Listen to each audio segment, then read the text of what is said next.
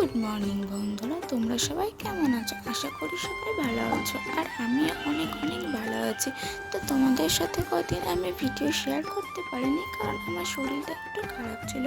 তো আজ সকালে ঘুম থেকে উঠে জানি না আমার কী হয়েছিল, মনে হলো জামা কাপড়গুলো একটু ভাঁজ করে রেখে দিই, ঘরটা একটু অগোছালো লাগছিলো, তাই আমি জামা কাপড়গুলো ভাঁজ করে চলে এসেছি ফুল তুলতে আমাদের বাড়ির কাছে। আর আজকে ছিল শনিবার, তাই আমি বাবা গহরাজের জন্য ফুল তুলতে চলে এসেছি।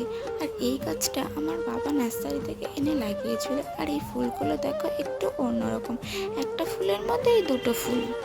আর দেখো আমি এখানে একটা একটা করে ফুল তুলে নিচ্ছি, আর আমার ফুল তুলতে বেশ ভালোই লাগে। তোমাদের কার কার ফুল তুলতে ভালো লাগে কমেন্ট করে জানিও। আজকে গাছে বেশি ফুল ফোটেনি, তাই আমি 3টে ফুল তুলে নিয়েছি।